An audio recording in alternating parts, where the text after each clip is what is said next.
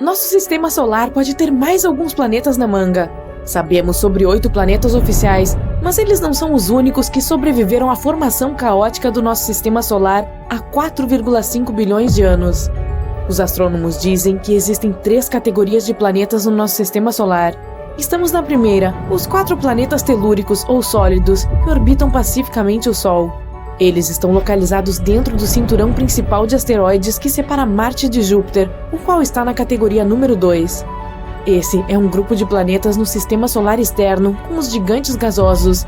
Esses planetas têm enormes quantidades de gelo e gás em torno do que os cientistas acreditam ser seus núcleos rochosos. O terceiro grupo fica além da área onde nossos planetas locais estão, em algum lugar além de Netuno. É o reino onde você encontrará planetas anões como Plutão, Eris e Sedna, e muitos corpos espaciais menores como cometas. Mas novas descobertas dizem que pode haver outra coisa à espreita no escuro, além de planetas anões e minúsculos corpos espaciais, talvez até um novo planeta. Modelos que os cientistas fizeram dizem que nosso sistema solar externo costumava ter um ou mais planetas rochosos do tamanho de Marte ou da Terra. Com o tempo, esses viajantes rochosos interagiram com os amplos campos de gravidade de nossos gigantes gasosos. Isso os jogou para uma órbita distante, longe do nosso bairro. A questão é, se um desses planetas do tamanho de Marte sobreviveu, poderia realmente estar em algum lugar lá fora. Os cientistas fizeram simulações para ver o que potencialmente aconteceu. Isso mostrou que na metade desses casos em que os planetas interagem com a gravidade dos gigantes gasosos, eles são jogados para o espaço interestelar. Na metade restante, há este único planeta nômade em uma órbita semelhante às que os objetos do cinturão de Kuiper estão seguindo. Só resta uma coisa a fazer agora: encontrá-lo. Os astrônomos encontraram o planeta mais solitário do universo. Eles estavam tentando encontrar estrelas anãs marrons distantes, ou estrelas fracassadas, aquelas que nunca se tornam maciças o suficiente para começar a brilhar. As estrelas nascem com grandes massas, o que significa que também tem forte autogravidade. A estrela se aperta sobre si mesma. Isso causa altas temperaturas internas e permite que a estrela brilhe. Mas em vez disso, eles encontraram um solitário interestelar. O planeta tem entre 50 e 120 milhões de anos e tem uma temperatura superficial de 400 graus Celsius. Comparando com as estrelas, isso é frio. No início, os cientistas acreditavam que poderia ser uma estrela anã marrom, mas se fosse isso, deveria ser muito mais antigo. Esse planeta sem estrelas flutua pelo espaço, passando a apenas 130 anos-luz de distância do nosso planeta. A nossa galáxia Via Láctea tem 1000 anos-luz de largura, então isso é relativamente próximo. O viajante solitário é, na verdade, um gigante gasoso 4 a 7 vezes maior que Júpiter. Talvez tenha sido expulso de seu próprio sistema solar por causa de forças gravitacionais, ou entrado na órbita de outro planeta, ou foi formado longe de sua estrela-mãe. Muito além de Plutão, na borda do nosso sistema solar há um corpo espacial tão grande quanto ele, mas um pouco mais frio e muito mais denso. Provavelmente é um grande corpo rochoso coberto por um manto gelado fino. É o planeta anão Eris. Tanto Plutão quanto Eris ocupam o cinturão de Kuiper, que é um anel distante repleto de corpos espaciais gelados que fica além de Netuno. Um dia lá dura 25,9 horas, bem parecido com a Terra. Mas Eris circunda o nosso Sol a uma distância 3 vezes mais longe do que Plutão, o que significa que seu ano é bastante longo, o equivalente a 557 anos terrestres. Eris tem uma superfície brilhante e gelada. É um dos corpos mais reflexivos do nosso sistema solar. Ele rebate mais de 95% da luz que o atinge. Em algum lugar lá fora, ainda mais longe, há um super Saturno, muito maior que Júpiter ou Saturno. É um exoplaneta, o que significa que é um planeta que orbita uma estrela diferente do nosso Sol. O super Saturno está a 434 anos-luz de distância da Terra. É o único exoplaneta que conhecemos com anéis semelhantes a Saturno. Na verdade, tem um enorme sistema de anéis, 200 vezes maior que os anéis de Saturno. Existem mais de 30 anéis, cada um deles com dezenas de milhões de quilômetros de diâmetro. Existem lacunas nos anéis, o que significa que pode haver alguns satélites interessantes, exoluas, ao redor. Se esse super Saturno pudesse trocar de lugar com nosso Saturno regular, seus anéis certamente dominariam o nosso céu. Você poderia olhar para cima e vê-los facilmente. A vista seria incrível, porque eles pareceriam muito maiores do que uma lua cheia. Os cientistas encontraram milhares de planetas fora do nosso sistema solar. Alguns são densos como o ferro, enquanto outros são aerados e leves. E depois tem o Waterworld, um mundo maior que a Terra e menor que Urano, a 40 anos-luz de distância de nós. É um planeta aquoso cercado por uma atmosfera espessa, 2,7 vezes o diâmetro da Terra e quase 7 vezes mais pesada que a do nosso planeta natal. O planeta provavelmente foi formado em algum lugar mais longe de sua estrela, onde havia muito gelo de água, mas depois migrou para onde está hoje. A sua temperatura superficial é de 230 graus Celsius, o que é muito quente para abrigar vida como na Terra. Ele também tem muito menos rocha e muito mais água do que o nosso planeta. Imagine um planeta sem terra, mas apenas oceanos intermináveis cobrindo toda a sua superfície. Altas pressões e temperaturas formariam coisas como água superfluida ou gelo quente, alguns materiais bastante exóticos que não podemos ver no nosso planeta. Gliese 436b é um exoplaneta do tamanho de Netuno a 30 anos-luz de distância do nosso planeta. Ele faz uma órbita completa em torno de sua estrela em pouco mais de 2 dias. Esse planeta desafia as leis da física. Ele orbita sua estrela, que é menor, mais fria e menos luminosa que o nosso Sol, a uma distância 15 vezes mais próxima do que Mercúrio está do Sol. Quando normalmente pensamos em gelo, imaginamos um cubo congelado, talvez em um copo de suco. Mas esse planeta tem uma superfície gelada, embora a temperatura lá seja de 526 graus Celsius. Essa temperatura está muito acima do ponto de fusão, mas o gelo permanece sólido e pode queimar de tão quente. Isso acontece por causa da gravidade muito forte. Ela comprime o vapor de água na atmosfera em gelo sólido. A pressão aqui não permite que o gelo derreta, não importa o quão quente seja a superfície. Agora imagine estar em um planeta misterioso e, de repente, começa a chover safiras e rubis. Um exoplaneta distante, um gigante gasoso a 1000 anos-luz de distância da Terra, localizado na constelação de Cisne e 16 vezes maior, tem clima específico com tempestades bastante violentas. Rubis e safiras são espalhados pelo planeta quando chove. No lado noturno do planeta, há uma grande quantidade de corindo na atmosfera, e corindo é um mineral do qual safiras e rubis são feitos. Nuvens de corindo são incríveis. O planeta é atormentado por ventos fortes que muitas vezes se transformam em tempestades poderosas que empurram enormes massas dessas nuvens pelo corpo celeste. Embora o planeta seja inabitável, certamente seria legal ir lá e pegar algumas pedras preciosas. Ainda assim, o clima é bastante selvagem, além de as temperaturas estarem acima de 2.500 graus Celsius. Em comparação, Vênus é o planeta mais quente do nosso sistema solar e sua temperatura é de apenas 475 graus Celsius. Procurando pelo espaço sideral, você pode ver um belo pontinho azul na escuridão sem fim. É um exoplaneta que fica a 63 anos-luz de nós, na constelação da Raposa, mas é muito mais quente e maior do que o nosso planeta.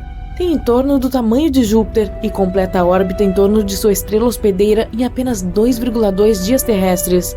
Essa órbita está tão próxima que o planeta provavelmente tem rotação sincronizada. Isso significa que está sempre mostrando apenas um lado para sua estrela, como a nossa Lua sempre mostra um lado para a Terra. O clima aqui é louco. Os ventos sopram com velocidades de até 8.700 km por hora, o que é 7 vezes a velocidade do som. O vento mais rápido na Terra atingiu apenas a marca de 370 km por hora. E fica melhor. A chuva aqui não é feita de água, mas de vidro fundido. As nuvens são feitas de átomos e partículas de silicato. Eles são os elementos-chave que dão ao planeta sua cor azul cobalto e não o reflexo dos oceanos, como é o caso da Terra. A Terra costumava ser roxa. Hoje, mesmo quando você olha para o nosso planeta do espaço, vê muito verde. O verde que vemos na natureza está lá devido à fotossíntese, o processo em que as plantas transformam a energia proveniente do Sol na energia de que precisam para viver e produzir oxigênio para nós.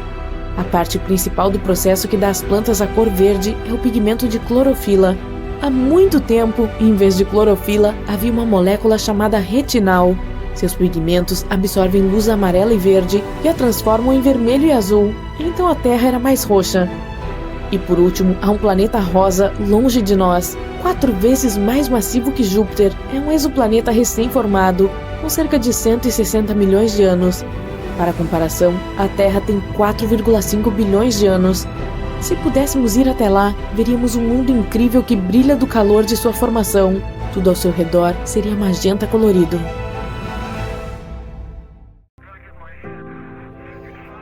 Ninguém vai ouvir seu choro no espaço, ou algo assim. Todos nós já ouvimos essa frase famosa e arrepiante. E é realmente verdade. O espaço, em sua maior parte, consiste em um nada gigante. Há muito, você sabe, vazio ali. Mas isso não significa que não haja sons.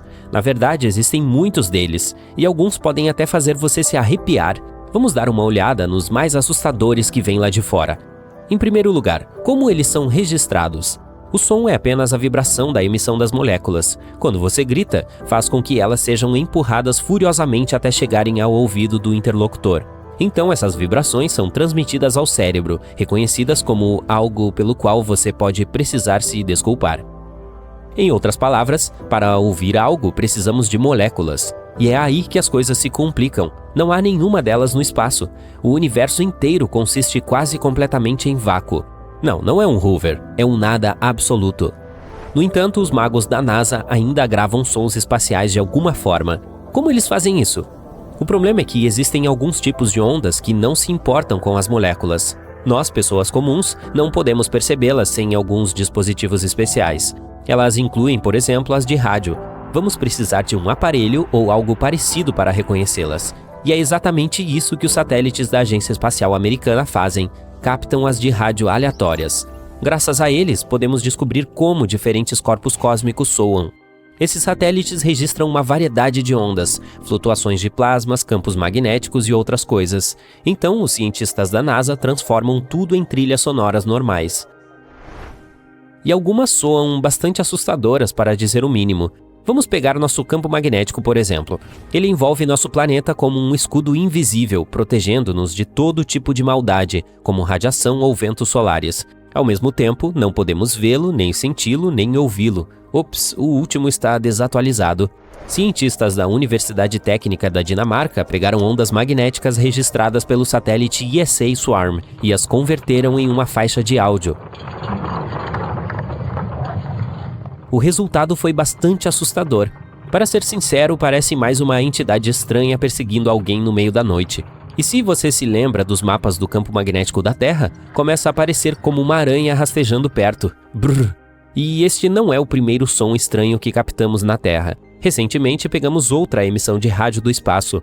Os cientistas descobriram que o sinal repetido veio de algum lugar muito distante, tipo bilhões de anos-luz de distância de nós. Rajadas rápidas de rádio geralmente não duravam mais do que alguns milissegundos, mas essa era a única. Durou cerca de 3 segundos, basicamente milhares de vezes mais do que o normal. E ao mesmo tempo, o sinal era muito preciso, tanto que os cientistas até o compararam a um batimento cardíaco. Eles acreditam que é causado por pulsares ou estrelas de nêutrons. Uma vez, Nikola Tesla identificou algo semelhante, mas infelizmente naquela época coisas como pulsares não eram conhecidas. Então Tesla tinha certeza de que havia capturado uma mensagem de alguma vida extraterrestre. Pena que a verdade acabou sendo muito mais chata. Mas vamos passar da Terra para a Lua. Em 1969, os astronautas da missão Apollo 10, a espaçonave que fez o teste final de voo para o nosso satélite natural, passaram por sua superfície. E então pegaram alguns sinais estranhos vindos do lado escuro da Lua, aquele que nunca vemos porque ela está travada para nós. O som era tão estranho que os caras lá em cima nem tinham certeza se deveriam reportá-lo à NASA. Eles temiam que não fossem levados a sério e talvez até mesmo impedidos de participar das próximas missões espaciais. Aqui está o que parecia.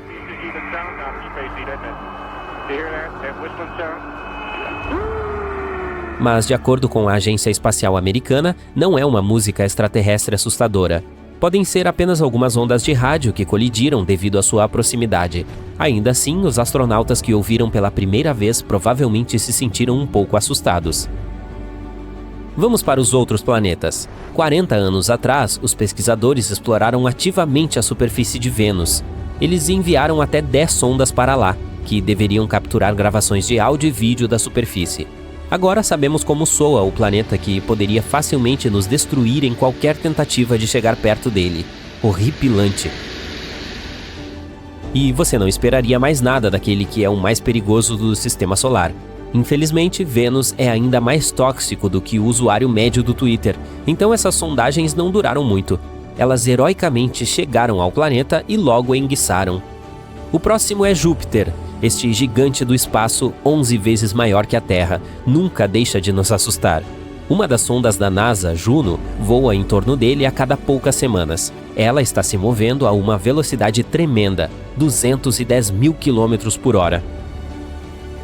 Um dia, Juno captou um dos sinais invisíveis mais fortes que já havia encontrado. Esse foi o ponto em que o louco vento solar entrou em conflito com o campo magnético de Júpiter. Meio que pareceu como um boom cósmico. O som original durou 2 horas, mas foi compactado para alguns segundos. Na verdade, soa mais como uma colisão de uma onda do mar com uma rocha. Mas aqui, em termos de horror, Júpiter surpreendentemente perde para uma de suas pequenas luas, Ganímedes. Em 2021, a sonda espacial Galileu passou por lá, e durante o voo recebeu uma gravação bastante estranha, como radiação de satélite. E não está claro se lembra um dia ensolarado e aconchegante na selva, ou milhares de morcegos esperando por você durante a noite. O seguinte é Saturno. Esse sinal foi capturado pela Estação Interplanetária Automática Cassini-Huygens, lançada ao espaço em 1997. Ao passar pelo Planeta dos Anéis, a Cassini gravou algo bastante assustador. Esse grito aterrorizante de milhares de almas é a reprodução, na verdade, de apenas algumas ondas de rádio, e não são muito diferentes dos sons que as auroras emitem na Terra. Um pouco mais tarde, a Cassini recebeu outra gravação, os barulhos produzidos por raios e trovoadas em Saturno. Eles soam bem interessantes também, tipo como estourar pipoca ou um contador Geiger, certo? Mas isso é só porque esses relâmpagos têm uma frequência louca. Passando do sistema solar para o espaço sideral, a famosa Voyager 1 foi lançada em 1977 e continua a nos enviar dados, mesmo 40 anos após sua partida. Em 2012, deixou o sistema solar e entrou no espaço interestelar, e então, ao abandonar sua casa, detectou o ruído de ondas de plasma. A gravação original durou 7 meses, mas felizmente os cientistas sentiram pena de nós e reduziram para 12 segundos. Não é realmente estranho, mas ainda assim meio perturbador. E embora pareça que nada pode vencer os horrores de Saturno, vamos terminar este torneio com um dos objetos mais assustadores do universo, um buraco negro. Esse som foi registrado pelo Telescópio Espacial Chandra. Enquanto estudava um aglomerado de galáxias na constelação de Perseu, ele descobriu algo estranho. Alguns movimentos ondulantes surgem do centro do aglomerado e se espalham em todas as direções, como círculos na água. Os cientistas sugeriram que foi causado por um buraco negro supermassivo. O problema é que os buracos negros nem sempre devoram objetos espaciais inteiramente. Às vezes, eles meio que os cospem. Isso causa vibrações de gases, que podemos converter em trilhas sonoras. O interessante é que a oscilação de cada uma dessas ondas dura cerca de 10 milhões de anos. Você está apenas ouvindo uma gravação muito acelerada. Os cientistas reduziram o atraso entre as oscilações em cerca de 144 quatrilhões de vezes. Então vamos dar uma olhada. Este é provavelmente o ruído mais estranho de toda a lista. Nada muito alto ou selvagem, mas há algo sombrio e perturbador nisso. Esses foram sons espaciais mais amedrontadores já capturados pela NASA. Para ser justo, a maioria deles parece apavorante simplesmente porque são ondas de rádio, mas ainda é divertido tomar um susto às vezes. Então você cai bem no coração do buraco negro e se prepara para um triste fim. Bem, não é preciso. Cair em um buraco negro não necessariamente destruirá você ou a sua nave espacial. É preciso escolher um buraco negro maior para sobreviver. Se você cair em um buraco negro pequeno, seu horizonte de eventos é muito estreito e a gravidade aumenta a cada centímetro que desce. Portanto, se estende o braço para a frente, a gravidade nos dedos será muito mais forte do que no cotovelo. Isso fará com que sua mão se alongue e você sentirá algum desconforto.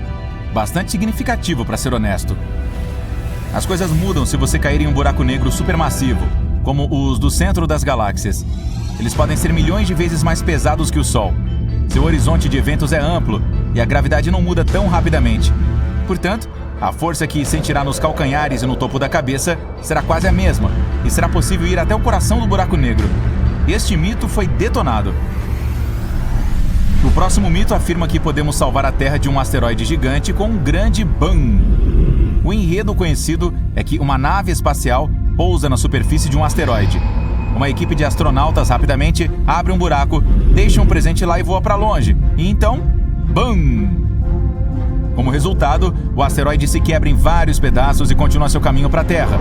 Bem, grandes pedaços do asteroide caem na nossa superfície, causando muitos danos. Portanto, nossa missão falhou. Bem, para salvar a Terra, precisaríamos de um grande bang. E não dentro do asteroide, mas logo acima de sua superfície. Quando a explosão acontecesse, a força da explosão empurraria o asteroide ligeiramente para baixo. Mesmo uma ligeira mudança na trajetória seria suficiente para fazer o asteroide voar muito além da Terra no futuro. Feito. Ah, e se você fizesse um grande estrondo em um asteroide, nunca conseguiria ouvir esse som alto. Sim, nos filmes ouvimos o som de naves e batalhas espaciais, mas isso é apenas um mito. O som é uma onda que se espalha devido às vibrações das moléculas. Uma pessoa bate palmas a alguns metros de você. A onda sonora começa a empurrar a primeira molécula de ar próxima às mãos, depois a segunda, a terceira, e assim por diante, até que a onda chega ao seu ouvido. Portanto, para espalhar o som, precisamos de moléculas como as do ar ou da água. Em nossa atmosfera, as ondas sonoras se espalham bem, mas o espaço é um vácuo. Portanto, não há nada ali. Você pode bater palmas bem alto, mas não há nenhuma molécula para vibrar e transportar esse som. Mais um mito sobre asteroides. Precisamos voar um pouco além da órbita de Marte. Uau!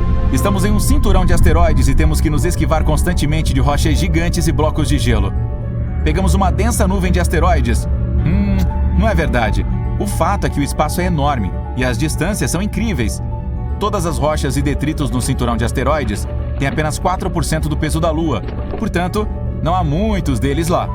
Para entender o tamanho do vazio no espaço, observe a colisão de duas galáxias. Existem bilhões de estrelas em cada uma delas. Se as misturarmos, é improvável que resultem em colisões. Outro mito é que há gravidade zero na nossa órbita. Imagine que você está em uma caixa enorme a 16 km de altitude. Agora, soltamos a caixa e ela começa a cair. Você está caindo simultaneamente com a caixa na mesma velocidade. E agora é como se você sentisse gravidade zero. A mesma coisa acontece em órbita. A Estação Espacial Internacional fica a 400 km acima da Terra e está caindo continuamente, embora não na superfície do planeta, mas ao redor dele, em sua órbita. Sua velocidade neste ponto é de cerca de 7,6 km por segundo. Ela poderia cruzar os Estados Unidos da costa oeste para a costa leste em apenas 8 minutos. Portanto, os astronautas estão experimentando a mesma coisa. Eles estão apenas caindo na mesma velocidade da EEI. Agora vamos olhar para a Lua.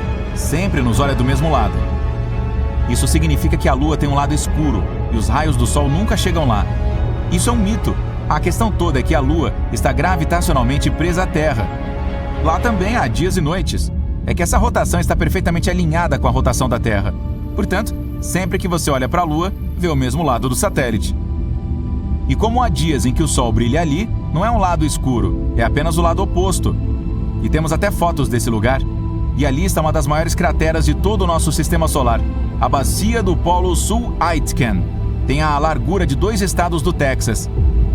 Um mito que se revelou falso é que as pessoas nunca estiveram na Lua. Este é o traje espacial original dos primeiros astronautas que lá estiveram. Olha a sola do sapato. Algumas pessoas afirmam que não seria possível deixarem pegadas como essa ali. Na verdade, seria possível.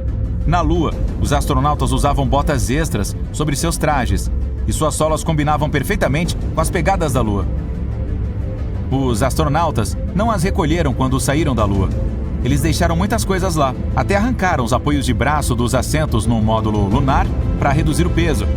Agora o peso total do lixo humano na Lua é de cerca de 187 toneladas, incluindo vários rovers lunares, destroços de espaçonaves, estágios de foguetes e sondas lunares. Isso é tipo 3 Boeings 737.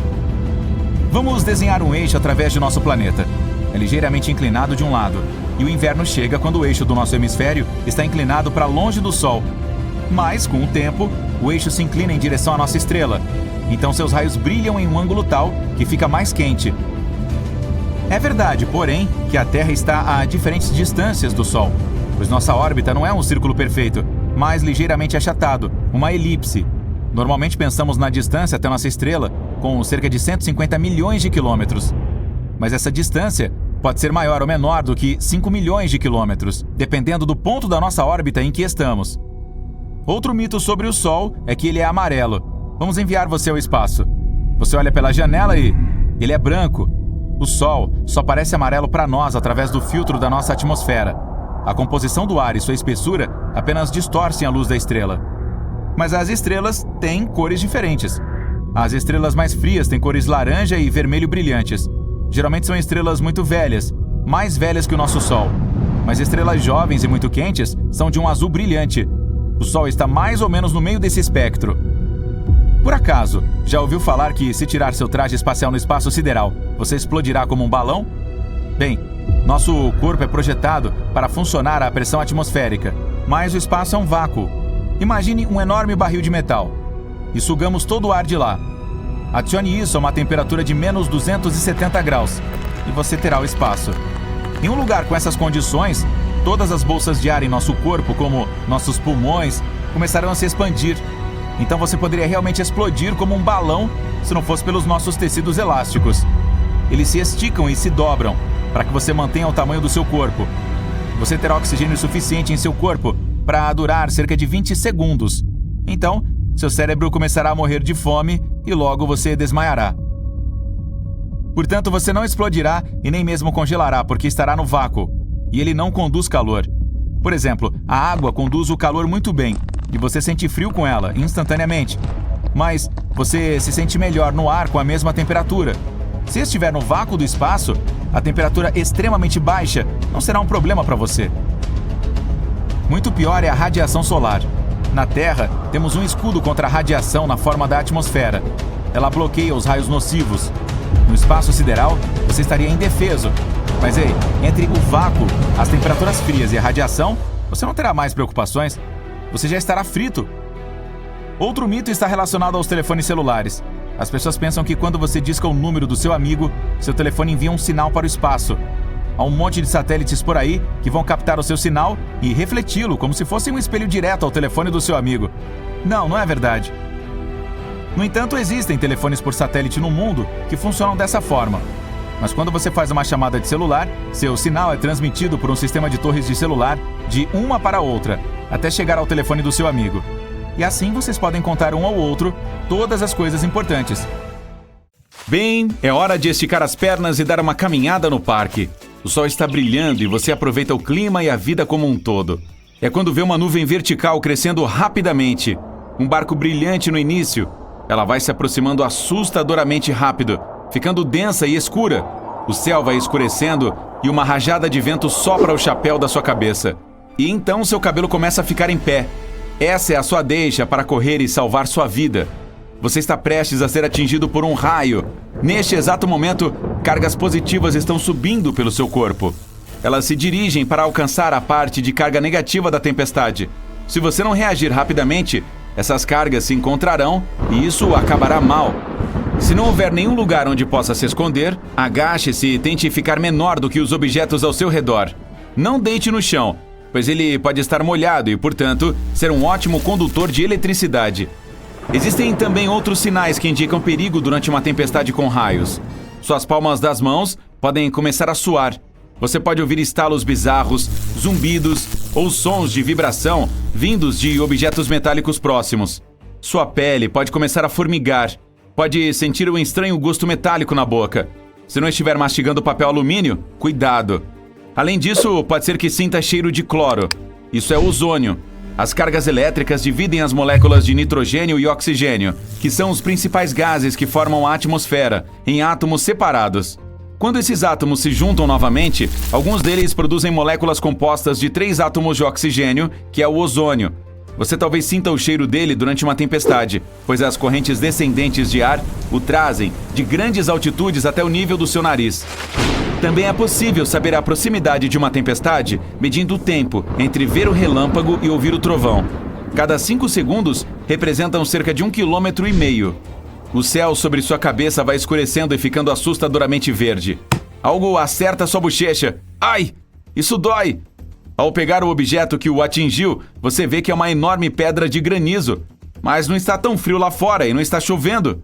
Você percebe como tudo está parado, quieto. Não há vento algum. Isso faz pensar na calmaria que antecede uma tempestade. E, de fato, logo você ouve um barulho. Ela está se aproximando rapidamente e o som vai ficando muito alto, como se um trem de carga estivesse se movendo na sua direção. Sei que não é um trem, é um tornado e você quase não tem tempo para escapar. Não dá para ver o funil por trás da nuvem de destroços, mas não tem como confundir essa coluna giratória de ar com qualquer outra coisa. Se o tornado o pegar na estrada, fique o mais longe possível do carro. Isso evitará que o veículo seja arremessado em sua direção. Encontre uma vala, deite-se nela e cubra a cabeça. Se estiver dentro de casa, afaste-se das janelas e se esconda no subsolo se possível. Agora você está à beira-mar, caminhando pela orla e curtindo uma brisa suave. De repente, o chão começa a tremer sob seus pés. Deve ser um terremoto. A próxima coisa estranha que percebe é a água recuando da praia a uma velocidade vertiginosa. Ela deixa o fundo do oceano exposto, a recifes e até peixes. É quando você ouve um barulho distante. É um tsunami.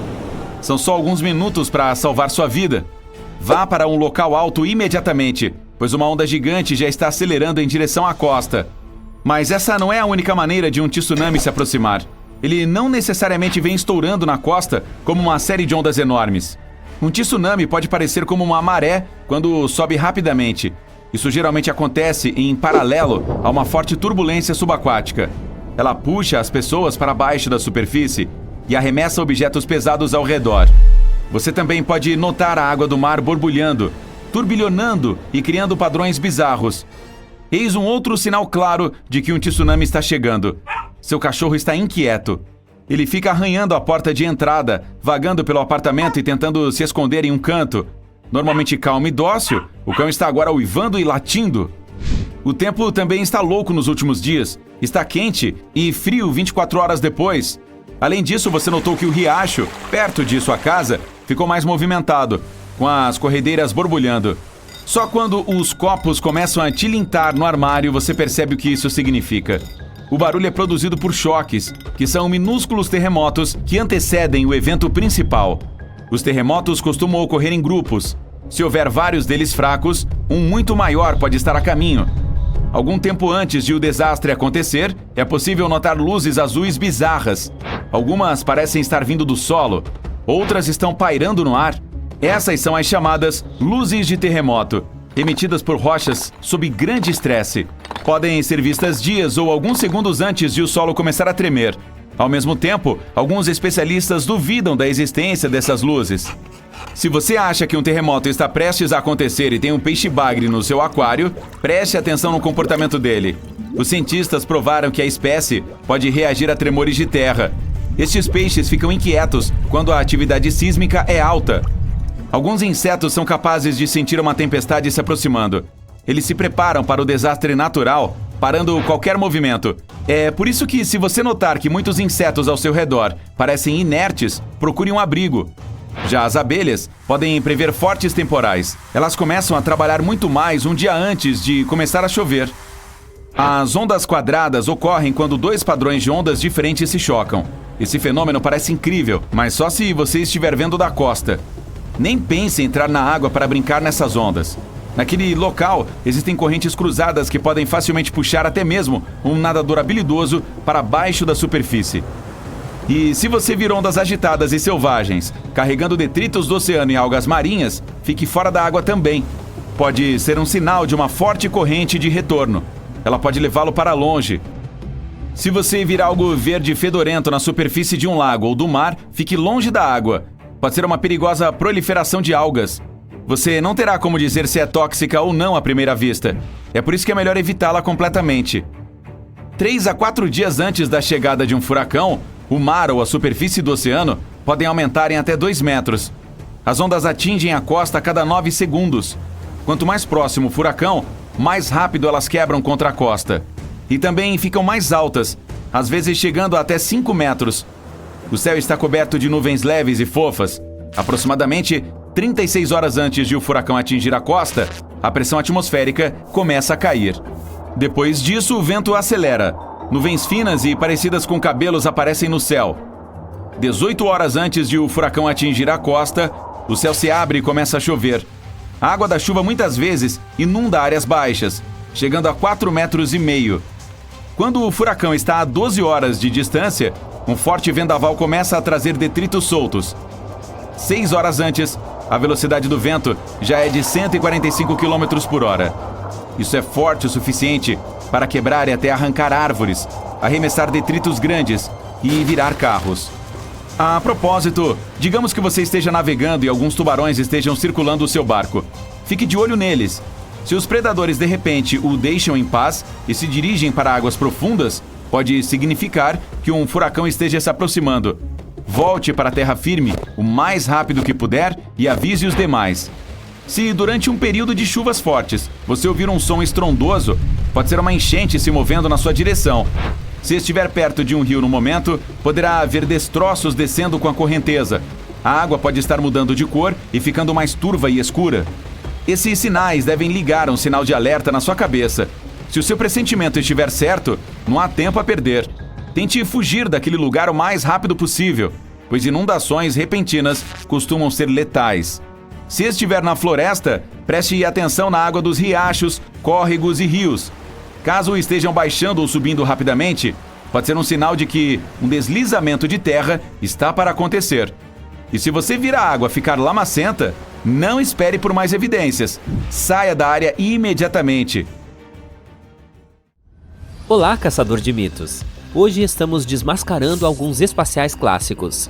Suba na próxima nave e vamos desvendar essas histórias de uma vez por todas. Imagine o seguinte: você está flutuando sem peso no espaço, tomando uma xícara de delicioso chocolate quente, quando um pensamento peculiar surge em sua cabeça. É possível gritar ali? E se sim, alguém ouviria? Se você assistiu ao filme Alien, sabe a resposta para essa pergunta. Não é possível escutar sons no espaço sideral. Não é que eles não existam, é só que não é possível ouvi-los. Não há ninguém melhor para esclarecer esse mito do que Chris Hadfield. Ele participou de algumas caminhadas espaciais durante sua vida como astronauta. E quando se está ali, naquela escuridão total, não se pode ouvir nada, a não ser o silêncio. Silêncio total. Mas ei, logo ali na esquina há uma enorme bola de explosão, também conhecida como o Sol. Só não podemos ouvir isso acontecendo porque não há meio para o som viajar. No entanto, seria bastante desconfortável para um astronauta se ele pudesse captar todos os ruídos que acontecem à sua volta. Agora, imagine que você está voando pelo espaço sentindo-se como um super-herói futurista, quando uma estrela cadente passa ao seu lado. Mas espere, é realmente uma estrela? Infelizmente não se trata de uma de fato, e sim de uma pequena rocha conhecida como meteoroide, que entra na atmosfera da Terra e cria um impressionante show de luzes. Ah, e já que estamos desmascarando mitos, vamos direto para outro. Você provavelmente já ouviu falar que os meteoros só se chocam com a Terra em ocasiões extremamente raras, como uma vez a cada apocalipse de extinção de dinossauros. Isso não é verdade. Os cientistas estimam que cerca de 48 toneladas de material meteorítico caem por aqui todos os dias, mas quase tudo é vaporizado em nossa atmosfera. O rastro brilhante que vemos no céu noturno é o que chamamos popularmente de estrela cadente. Na próxima vez que fizer um pedido a uma, lembre-se de que, na verdade, está pedindo a um pequeno pedaço de detrito espacial. Bem, não é tão romântico assim. Podemos ou não podemos voar para a estratosfera em balões de ar? Aparentemente sim. Essa região começa relativamente perto do solo, cerca de 11 ou 12 quilômetros acima da superfície, mas continua subindo por um longo caminho. Se você quiser voar até a estratosfera com algum tipo de balão de ar, certifique-se de ter um equipamento muito bom à mão. Para isso, precisará de um traje especial e de alguns dispositivos de respiração, pois o ar começa a ficar muito rarefeito à medida que se vai mais alto. É claro que, se for até lá em cima, precisará tirar uma foto da curvatura da Terra. Portanto, leve alguns suportes de peitoral onde possa colocar uma câmera especial ou algo parecido. E que tal fazer uma transmissão ao vivo de tudo? Seria algo inédito. Imagine que já se passaram 102 dias desde que você deixou a Terra e se adaptou bem à vida lá em cima. Mas algo estranho está acontecendo com seu corpo. Ele está crescendo. Como isso é possível? Não se estresse, trata-se de algo completamente normal. A verdade é, você não está ficando mais alto, é apenas o efeito da gravidade. Nosso corpo tem um vazio natural entre as vértebras e as articulações. Na Terra, ele é quase totalmente exprimido devido à força da gravidade, mas no espaço fica algum tempo sem essa força da gravidade e começa a se esticar cada vez mais. Portanto, sim, os astronautas podem ficar até 3% mais altos em missões longas. E aqui está uma curiosidade. A NASA tem tudo isso sob controle quando confecciona trajes sob medida, é claro. Dessa forma, os astronautas sempre terão uma folga extra em suas roupas. Quando eles voltarem à Terra, o efeito antigravitacional passará, então talvez passem alguns dias usando calças capri até que as peças se encaixem perfeitamente em seus corpos novamente. Nunca imaginei uma porta de avião se abrindo em pleno voo e um grupo de passageiros sendo sugado para a atmosfera como penas voadoras. Bem, aposto que você já teve pensamentos assim ao entrar em uma aeronave. Agora pense se isso acontecesse no espaço sideral. O conhecimento comum diz que se alguém for sugado para fora de uma câmara de vácuo, será queimado até ficar crocante. Prepare-se, pois isso não é apenas verdade, mas a realidade é muito pior. De acordo com o astronauta Chris Hadfield, a parte do corpo à sombra do Sol sofreria com temperaturas de menos 250 graus, enquanto a parte que recebe a luz solar queimaria a cerca de 248 graus. Os pulmões entrariam em colapso e o sangue começaria a ferver como água para chá. Assim, a pessoa queimaria, congelaria, perderia a capacidade de respirar e ferveria. Que horror! Quantas vezes você já ouviu falar que os astronautas precisam se exercitar a cada segundo do dia para não desmaiarem? Isso é um completo mito. Lembra que falamos sobre a gravidade anteriormente? Devido à falta dela no espaço, o corpo não precisa fazer nenhum trabalho pesado.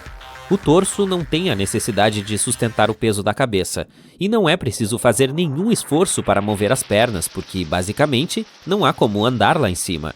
Agora imagine viver assim por 6 meses, ou até mesmo 1 ano. Os músculos poderiam se transformar em gelatina. É por isso que os astronautas se exercitam. Eles se amarram e correm em uma esteira, ou fazem levantamento de peso em uma máquina especial. Dessa forma, os músculos não sentirão muito a falta de gravidade. E também é necessário se manter hidratado. Sabe de uma coisa? Se eu fosse um astronauta, perguntaria à NASA se poderia levar minha garrafinha de água lá pra cima comigo. Você provavelmente já ouviu falar que o espaço tem cheiro de bife queimado, ou molho barbecue. Agora, por mais que isso pareça absurdo, esse mito é mais verdadeiro do que falso. Os astronautas obviamente não conseguem sentir o cheiro quando estão lá em cima, porque não podem tirar os capacetes. Eles geralmente sentem o odor quando um veículo espacial atraca e então abrem a escotilha. Aparentemente, o que causa esse cheiro é a presença de hidrocarbonetos. Quem poderia imaginar, hein? Ei, já que você é inteligente, deixa eu te fazer uma pergunta. Você realmente acredita que se os astronautas voarem na velocidade da luz, eles não envelhecerão um único segundo? Eu sabia que sua resposta seria não. Vamos esclarecer algumas coisas. Em primeiro lugar, ainda não descobrimos como operar veículos na velocidade da luz. Isso exigiria uma quantidade imensa de energia, e não temos a tecnologia para fazer isso. Em segundo lugar, mesmo que conseguíssemos enviar um ser humano em uma espaçonave que viajasse na velocidade da luz, essa pessoa ainda envelheceria, e de forma diferente das que permaneceram na Terra. Isso é um fato. Mas ainda assim envelheceria. Você realmente acha que existe algo como a imortalidade? Não. Se viu Avatar 1, certamente se lembra que os humanos só conseguiram chegar a Pandora porque viajaram em criogenia. Em outras palavras, tiveram os corpos congelados, foram colocados em uma cama criogênica e viajaram por anos sem envelhecer. Sim, parece incrível, mas ainda assim não temos a tecnologia para tanto. Nossos corpos são feitos principalmente de água, certo? E quando ela é congelada, se expande. É por isso que você nunca deve deixar latas de refrigerante esquecidas no freezer. Atualmente, se congelássemos o corpo de alguém, a água dentro se expandiria, danificando tecidos e órgãos. Portanto, não podemos entrar em sono criogênico para fazer viagens interestelares. Pelo menos por enquanto. Aqui está uma ideia maluca. O que aconteceria se um astronauta levasse um drone em uma de suas caminhadas espaciais? A menos que seja um projeto pela NASA, talvez ele congele e queime, como ocorreria se os humanos fossem para o espaço sem um traje. Mas não custa sonhar, certo? Você está olhando para o céu noturno. Uau! Durante grande parte da nossa história, procuramos vida nas estrelas e nos planetas próximos a elas. Mas o espaço também tem olhos. E tem alguém em algum lugar olhando para nós. Talvez. Os cientistas afirmam que pelo menos 29 planetas distantes podem estar nos observando agora. Então arrume o cabelo e sorria. Até agora, identificamos pelo menos 1.715 sistemas estelares vizinhos da Via Láctea, que podem detectar nosso planeta com telescópios convencionais. Essas estrelas estão localizadas em nossa galáxia.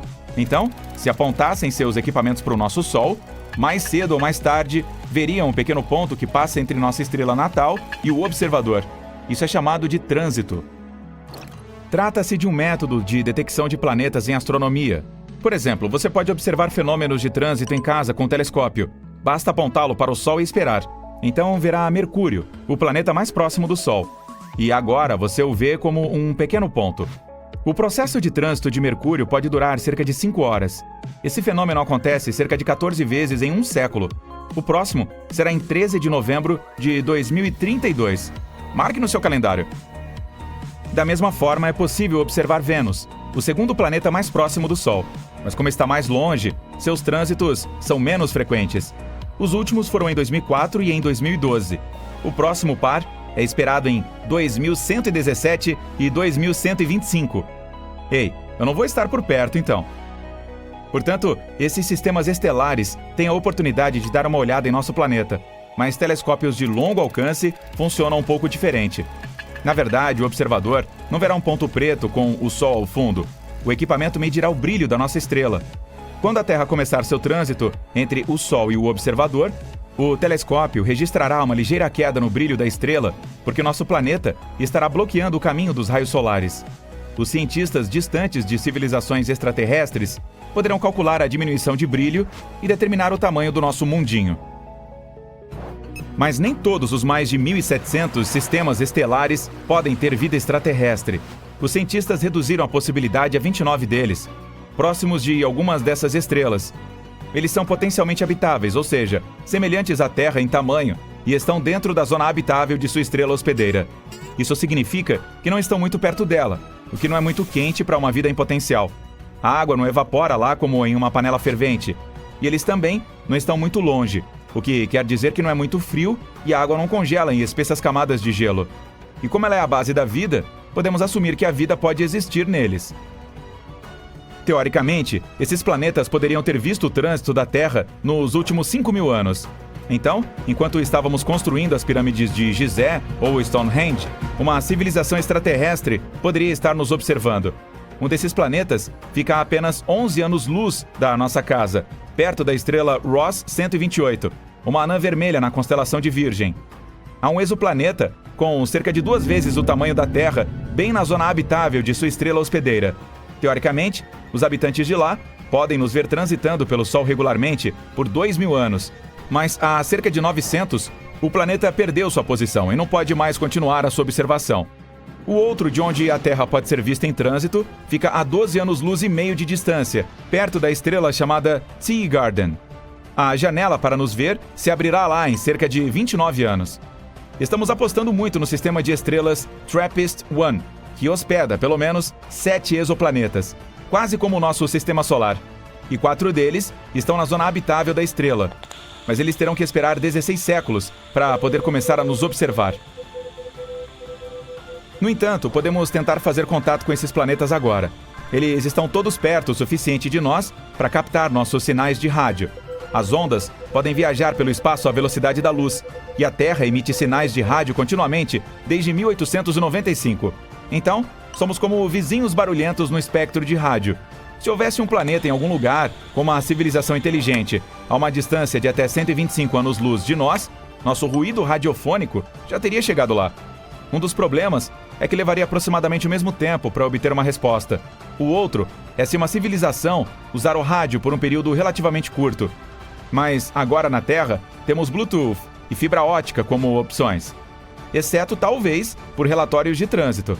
E com o tempo, todo o ruído de rádio que criamos simplesmente desaparecerá. Além disso, a comunicação por rádio assume que uma civilização extraterrestre é avançada o suficiente para usar essa tecnologia. Mas quem sabe, talvez, existam formas de vida no espaço que sejam realmente diferentes das nossas. Nossos sinais já poderiam ter chegado, mas seus habitantes simplesmente não seriam capazes de recebê-los. E no momento em que eles constroem antenas para receber o sinal, não as emitiremos mais. Mas não perdemos a esperança e até enviamos sinais de rádio criptografados para o espaço para nos comunicarmos com civilizações extraterrestres. Em 1974, remetemos a mensagem de Arecibo para o espaço interestelar. Se alguma civilização puder decifrá-la, terá um retângulo como este. Ele tem todas as informações sobre a humanidade. No topo está o nosso sistema de números, então os números atômicos e o nosso DNA, retratado abaixo. Aí vem um ser humano, é claro, mas abaixo um diagrama do nosso sistema solar. A Terra, o terceiro planeta a partir do Sol, é ligeiramente elevada. É assim que a civilização extraterrestre entenderá de qual planeta essa mensagem veio. Na sequência, está um diagrama do próprio radiotelescópio Arecibo. Outra opção de como entregar uma mensagem para um planeta distante é literalmente mandar uma carta. Pode ser uma sonda espacial, e já fizemos isso. Estas são as Voyagers 1 e 2, lançadas em 1977 e ainda em operação. Em 2012, a Voyager 1 se tornou o primeiro objeto feito pelo homem no espaço interestelar. Ela viaja para estrelas distantes e carrega uma mensagem escrita em um disco de ouro. Esse objeto contém saudações em 55 idiomas da Terra, além de muita música de diferentes partes daqui, sons diferentes como o ruído do oceano, vozes humanas e de animais. Além disso, há 116 imagens no registro, incluindo de pessoas e de paisagens da Terra. Também há informações sobre o Sol e nosso DNA. A caixa do disco contém instruções e uma agulha para reproduzi-lo. Ainda há um mapa dos pulsares da nossa galáxia para que astrônomos de uma civilização extraterrestre possam encontrar nosso sistema solar. A principal desvantagem de enviar uma mensagem dessa maneira é o tempo. A Voyager 1 chegará à sua primeira parada, a estrela Gliese 445, em 40 mil anos. A Voyager 2 alcançará a Ross 248 em 42 mil anos. E em cerca de 296 mil anos, passará por Sirius, a estrela mais brilhante do céu noturno. Mal posso esperar. Além disso, uma civilização extraterrestre pode nos detectar com cálculos e fórmulas. Basta uma pequena observação do Sol. Em sistemas estelares com planetas, a estrela hospedeira não fica parada. Ela gira em torno de uma pequena órbita, porque a estrela pesada atrai o planeta, mas este também tem sua própria gravidade e resiste. Isso a desloca um pouco e faz com que ela orbite ao redor. Uma civilização extraterrestre pode calcular essa mudança do Sol e determinar a massa dos planetas perto da estrela. Usando este método, os astrônomos conseguiram encontrar 548 exoplanetas. Suponha que tenhamos feito contato com uma civilização extraterrestre perto da estrela mais perto de nós, Próxima Centauri. De fato, há um exoplaneta lá, mas a radiação da hospedeira destruiria quaisquer formas de vida. Mas imagine se ainda tivermos um sinal de retorno. Seria a conversa mais lenta da história, porque nossa mensagem levaria 4,2 anos para chegar ao planeta. E teríamos que esperar outros 4,2 anos para obter uma resposta. E assim combinamos o encontro. Essa civilização não sabe como voar para o espaço. Então, temos que dar o primeiro passo. Embora a Próxima Centauri seja a estrela que fica mais perto do Sistema Solar, leva cerca de 73 mil anos para viajar para lá com o foguete convencional. Então, temos que aprender a nos deslocar à velocidade da luz. Mesmo assim, demoraria 4,2 anos para chegar. Imaginem se encontrássemos vida extraterrestre do outro lado da Via Láctea. Nossa galáxia tem 100 mil anos-luz de largura. Portanto, a jornada de ponta a ponta levaria 100 milênios. Então, temos que enganar as leis da física ou transferir toda a civilização humana para uma nave espacial gigante que viajará de estrela em estrela por milhares de anos. E quando for lançada da Terra, apenas os netos dos netos dos netos e várias gerações a mais de netos da primeira tripulação poderão ver outro sistema estelar da escotilha dessa nave. Ei, pode mover sua cabeça? Estou tentando ver através da janela. Aconteceu há muito, muito tempo e muito, muito longe do nosso planeta, no outro extremo do universo. Uma poderosa explosão de radiação gama que durou apenas meio segundo, mas liberou uma enorme quantidade de energia. Foi mais do que o nosso Sol produziria em 10 bilhões de anos. Este breve flash iluminou todo o céu. Depois, um brilho muito mais suave e duradouro o substituiu. Observando essa luz fraca, os astrônomos da Terra notaram um estranho sinal infravermelho, invisível ao olho humano, mas podia ser percebido pelo calor. Depois de examinar o fenômeno com ondas de raio-x, de rádio, ópticas e ondas infravermelhas, a equipe de astrofísica chegou a uma conclusão chocante. Parecia que as pessoas finalmente tinham visto um magnetar recém-nascido pela primeira vez. Este magnetar provavelmente se formou a partir da fusão de duas estrelas de nêutrons, resultando em uma quilonova, uma das maiores e mais brilhantes explosões estelares. Sua luz finalmente alcançou nosso planeta em 22 de maio de 2020. Mas eu estou me adiantando. Que tal primeiro descobrirmos o que são todas essas novas magnetares e estrelas de nêutrons? Imagine uma estrela massiva com pelo menos 5 vezes a massa do nosso Sol, chegando ao fim da sua vida. Pode ser porque seu combustível nuclear acabou. Se isso acontecer, a estrela começa a esfriar. A pressão interna cai e a gravidade começa a contrair.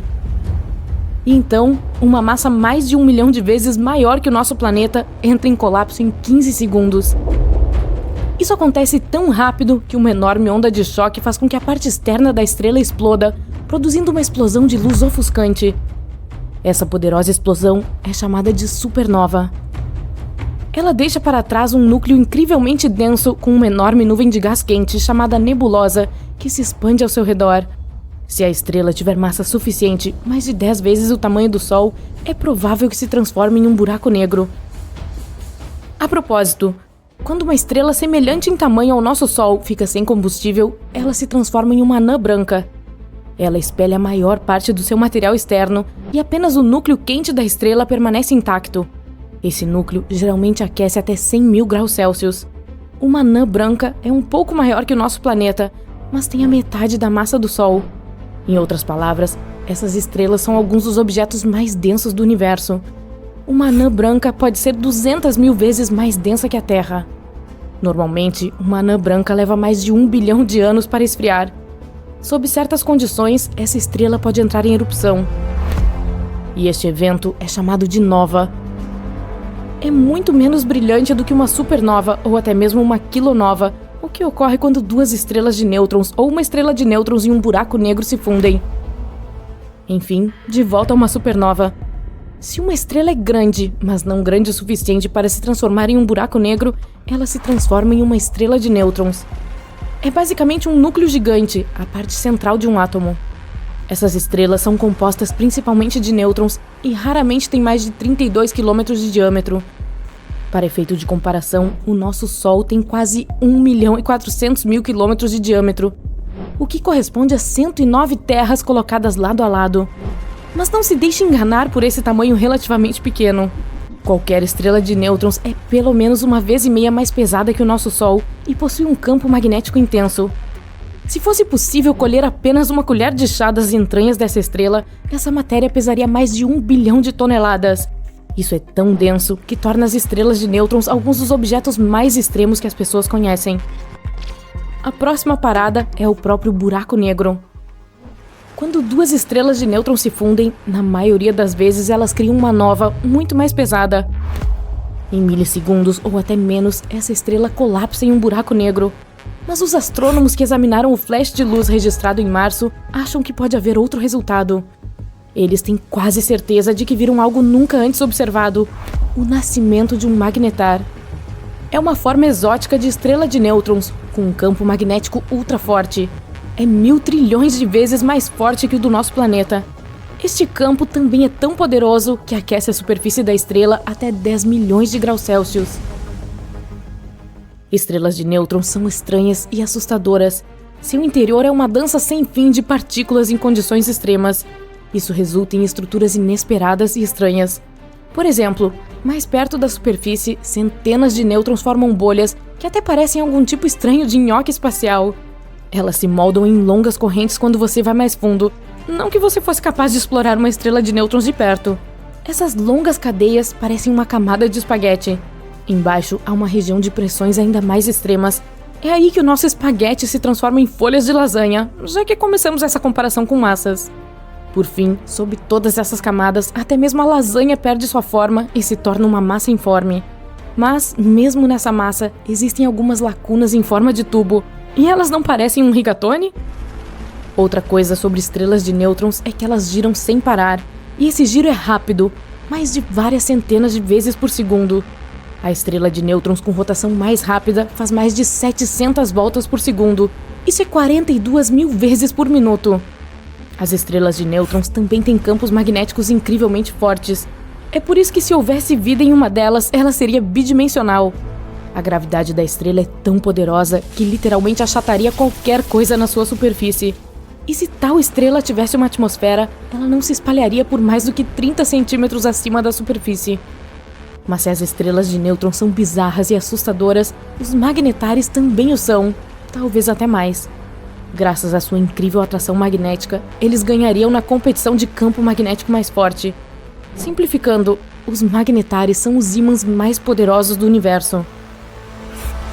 Seus campos magnéticos podem afetar seriamente a vizinhança. Os átomos azarados o suficiente para se aproximarem de tal estrela são esticados em linhas finas como lápis. Se de alguma forma você se encontrar a centenas de quilômetros de um magnetar, a situação certamente acabará mal para você. O campo magnético primeiro interromperia sua bioeletricidade. Isso significa que seus impulsos nervosos não funcionariam mais. Mas isso não é tudo. Até mesmo suas moléculas mudariam sob a influência do campo magnético da estrela. No final, você meio que desapareceria. Se um magnetar se aproximasse a 160 mil quilômetros do nosso planeta, ele apagaria os dados de todos os cartões de crédito do mundo. Os astrônomos já viram magnetares antes, mas nunca haviam visto o nascimento de um.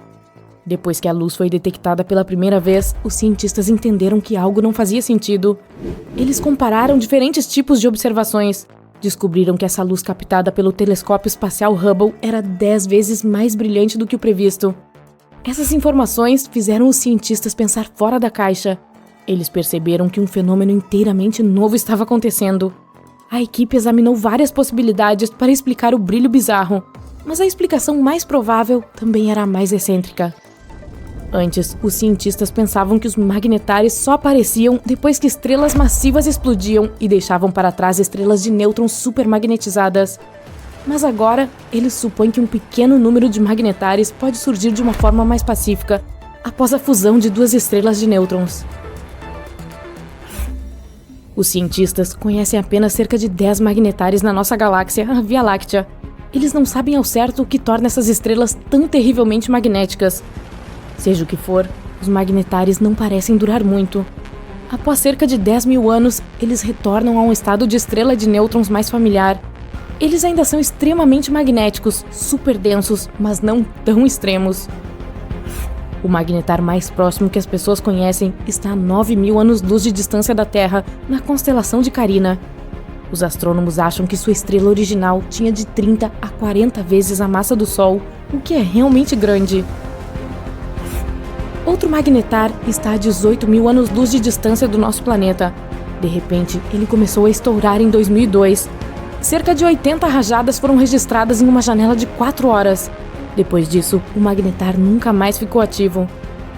A propósito, os pesquisadores também ficaram imensamente entusiasmados em ver uma quilonova. Isso ocorreu quando as duas estrelas de nêutrons supostamente se fundiram.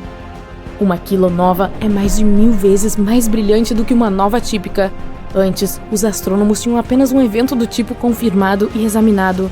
Mas a quilonova registrada em março parecia diferente e pode permitir que os cientistas explorem uma diversidade sobre a qual nada sabiam.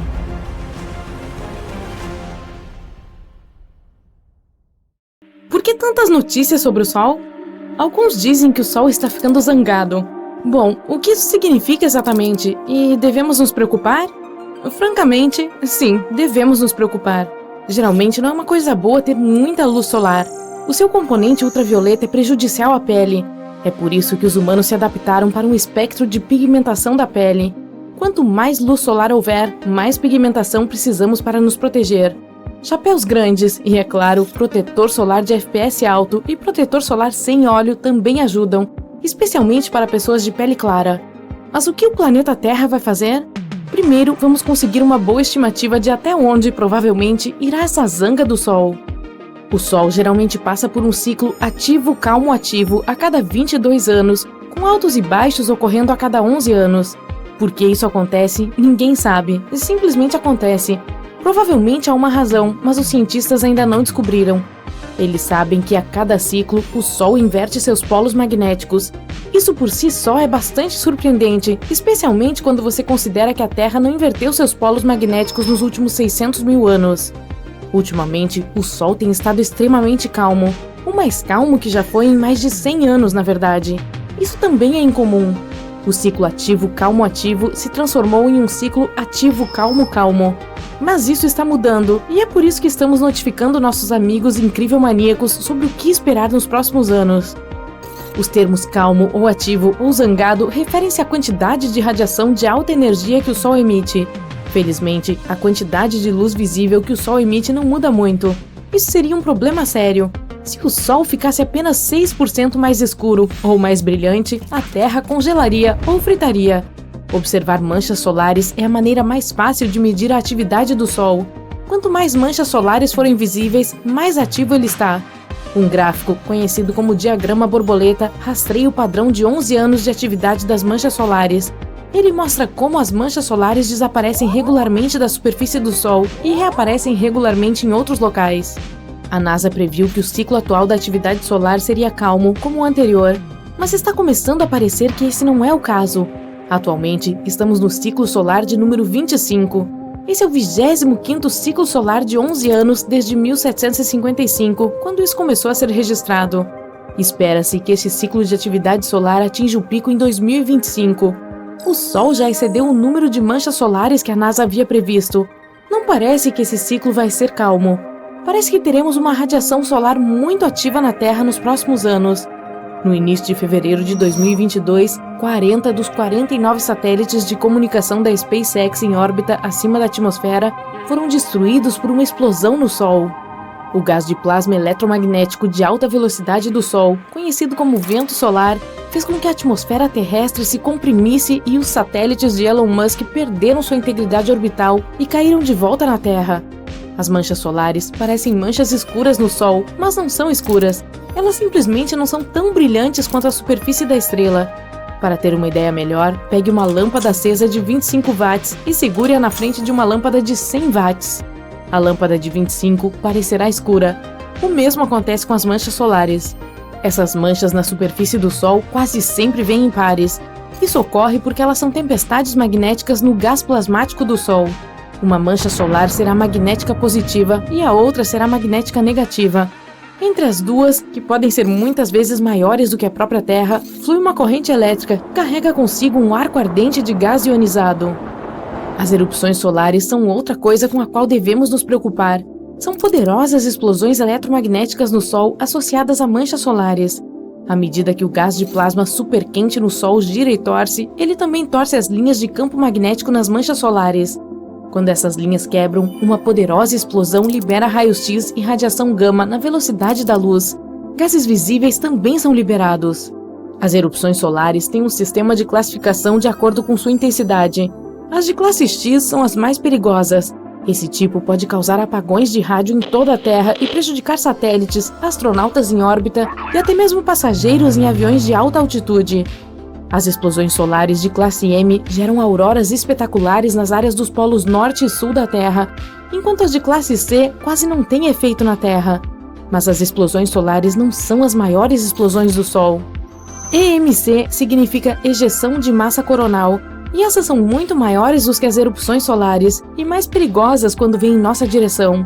Como o nome indica, as ejeções de massa coronal são explosões que se originam na coroa do Sol. Elas lançam milhões de toneladas de gases ionizados quentes para fora da coroa. Coroa é a camada de gás fina e brilhante ao redor da superfície solar. É muito mais quente que a superfície do Sol. A superfície em si tem cerca de 5.537 graus Celsius, mas a coroa está em algum lugar entre 1 a 2 milhões de graus. O porquê e como a coroa é muito mais quente do que a superfície é outro grande mistério que os cientistas ainda precisam desvendar por completo. Uma teoria recente afirma que a coroa é aquecida por ondas sonoras e as reações nucleares do Sol fazem muito barulho. O projeto GONG, que significa Global Oscillation Networking Group, foi criado na Terra para monitorar as ondas sonoras no Sol. Legal, hein? Acontece que o Sol está tocando ou oscilando como um sino. E temos 5 locais de observação em todo o mundo. Um na Índia, um na Austrália, um nas Ilhas Canárias, um no Chile e um na Califórnia. que observam constantemente os mais de 10 milhões de ondas sonoras que se movem sobre e ao redor do Sol. Agora que o Sol está entrando em uma fase ativa, podemos esperar ver EMCs mais poderosos vindo em nossa direção. Os gases ejetados pelo Sol são ionizados e despojados de elétrons pelo calor intenso, o que faz com que formem uma tempestade de prótons capaz de viajar pelo espaço a velocidade de cerca de 800 km por segundo. Esses núcleos atômicos carregados positivamente serão principalmente bloqueados ou desviados pelo campo magnético que se estende ao redor da Terra. Nossa atmosfera não ajuda contra uma tempestade de prótons, embora o último quilômetro de ar acima da superfície terrestre pare os raios-x nocivos das explosões solares. O vento de partículas do Sol só pode ser interrompido pela magnetosfera terrestre. Podemos esperar algumas auroras espetaculares ao redor dos polos magnéticos da Terra, e é muito possível que se estendam até as latitudes médias quando a Terra estiver se movendo através de uma ejeção de massa coronal. Atualmente, os Estados Unidos têm uma sonda espacial indo para a coroa solar. Como a coroa do Sol se estende para fora por muitos milhões de quilômetros, a sonda Solar Parker, como é chamada, está cruzando 6,2 milhões de quilômetros da superfície da nossa estrela, ou cerca de 1/10 da distância até Mercúrio. A sonda está experimentando temperaturas de 1.315 graus Celsius, mas é mantida a temperatura ambiente perfeita.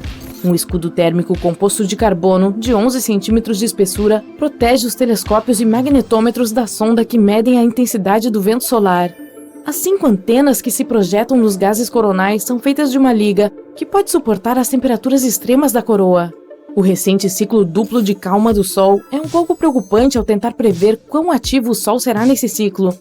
As manchas solares desapareceram completamente de toda a superfície por um longo tempo. É como se as distorções magnéticas que geralmente vemos na fotosfera do Sol tivessem entrado em colapso em seu interior. O magnetismo intenso está vindo à tona agora e rompendo a coroa. O Centro Nacional de Pesquisa Atmosférica em Boulder, Colorado, está prevendo que esse ciclo solar, o ciclo 25, será um dos mais fortes de todos os tempos. O último foi muito calmo, com uma contagem de apenas 116 manchas solares.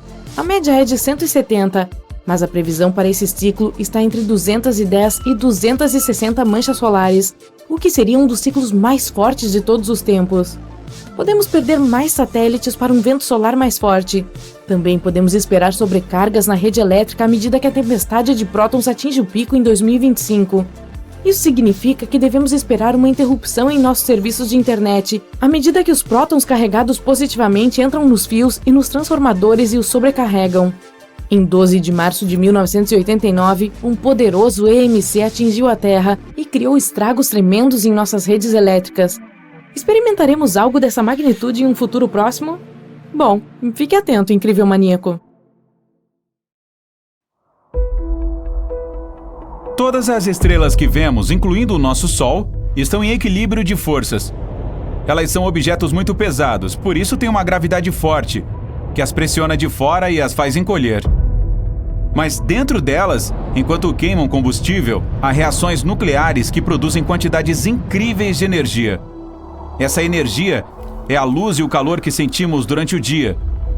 Mas o mais importante é que essas reações aumentam a pressão dentro da estrela e criam uma força que está lutando contra a gravidade.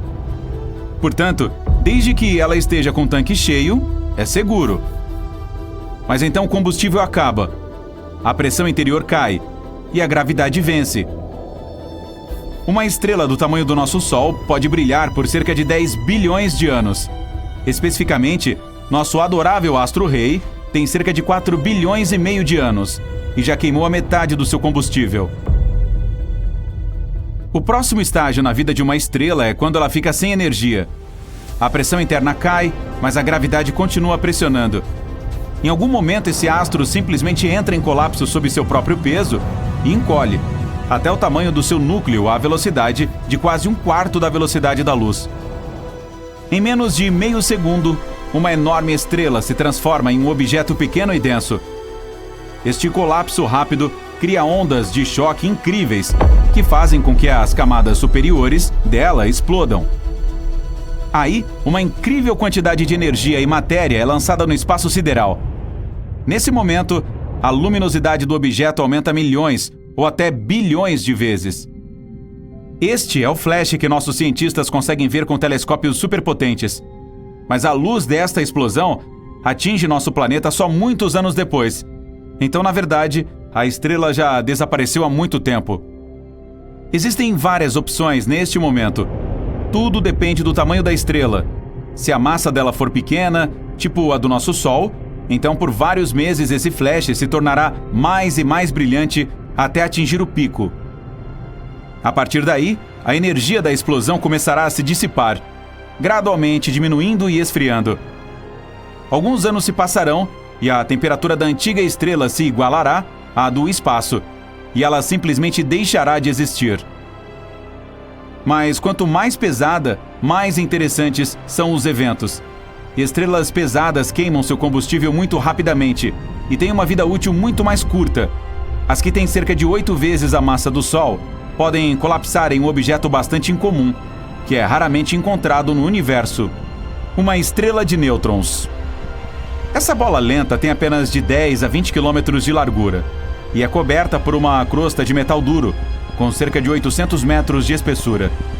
Estrelas de nêutrons podem pesar cerca de 2 sóis e ter uma forte força de gravidade. Se você se sentir confortável e em boa forma na Terra, aqui não conseguiria levantar uma agulha ou um fósforo. Além do mais, seria pressionado para a superfície como uma panqueca e ficaria incapaz de se mover. Mas existem estrelas dezenas de vezes mais pesadas que o Sol. Uma explosão como a de uma supernova, que pesa pelo menos 40 vezes mais que o Sol, dá origem ao objeto mais inexplicável e misterioso do universo: um buraco negro. No início ocorre uma explosão incrivelmente brilhante. Uma onda de choque se espalha, carregando poeira e matéria da antiga estrela como uma névoa. E no local da explosão, resta apenas um pequeno disco preto. Esse abismo negro é o objeto mais pesado do universo. Ele é tão pesado que sua gravidade curva o espaço-tempo ao seu redor. Sim, quanto mais perto você estiver do buraco negro, mais devagar o tempo passará. Se você pudesse chegar perto o suficiente de um deles, passasse alguns minutos na sua órbita e retornasse à Terra, simplesmente não reconheceria sua casa. 1 minuto perto de um buraco negro pode ser um mês, um ano ou uma década na Terra. Isso depende de quão pesado ele é. Mas não chegue muito perto. A força da gravidade dele é tão forte que nem mesmo a luz consegue escapar. A humanidade também sabe da existência de buracos negros supermassivos. Eles gradualmente aumentam a massa, alimentando-se de diferentes objetos cósmicos, assim como um predador. Normalmente, esses buracos negros supermassivos ficam no centro das galáxias, e sua gravidade é tão forte que podem conter inúmeras estrelas perto deles. Por exemplo, esta é a única foto de um buraco negro, localizado no centro da galáxia Messier 87. O brilho laranja ao redor é o seu horizonte de eventos. Esses são os restos de luz dos objetos que o monstro engoliu. Apesar de tudo isso, você está bastante seguro. O buraco negro mais próximo está a 1.120 anos-luz de distância. Mas as supernovas podem explodir não apenas quando a gravidade vence a luta contra as forças internas da estrela. Às vezes acontece o contrário.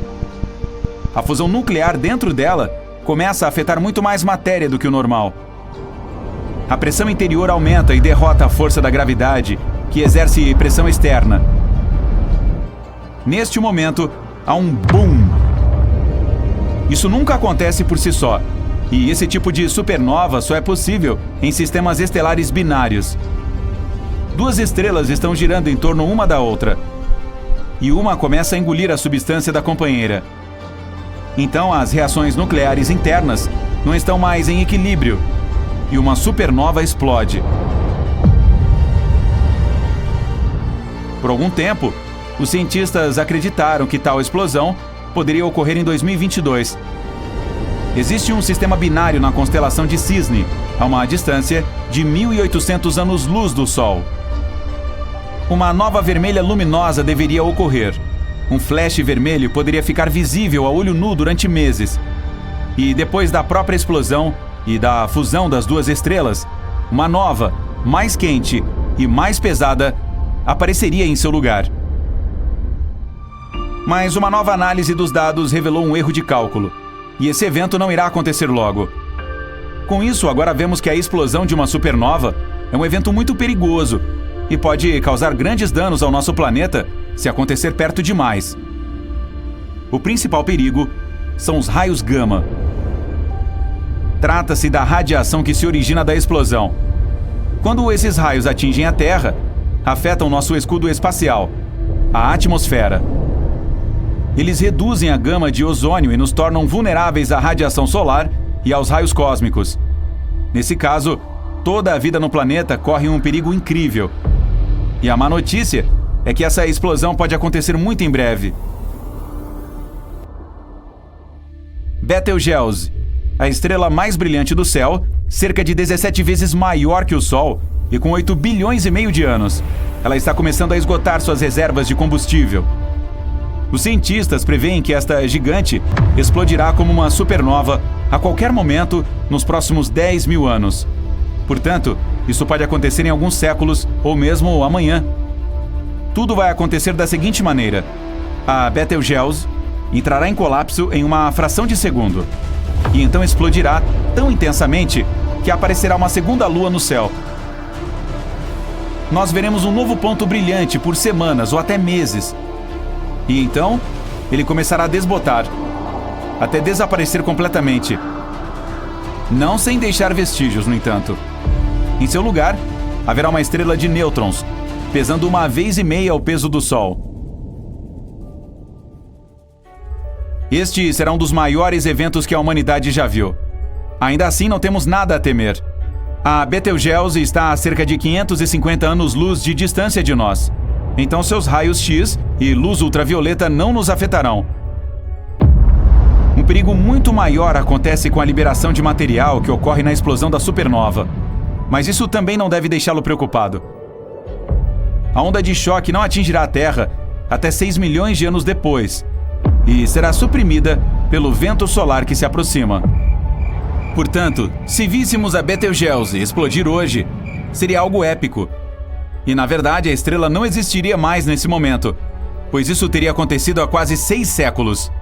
É que somente agora a luz chegou até nós. Alguns cientistas acreditam que os eventos de extinção do Ordoviciano Siluriano, que ocorreram há quase meio bilhão de anos, ocorreram exatamente por causa da explosão de uma estrela. Então, quase 60% dos vertebrados marinhos foram extintos. No entanto, não era uma supernova, mas uma hipernova. Isso é o que os cientistas chamam de explosões de estrelas, 100 a 150 vezes maiores que o Sol. Além do peso anormal, elas precisam girar muito rapidamente. Esses objetos são muito raros. Na nossa galáxia, existem poucos deles, e os cientistas acreditam que as hipernovas ocorram cerca de uma vez a cada 200 milhões de anos.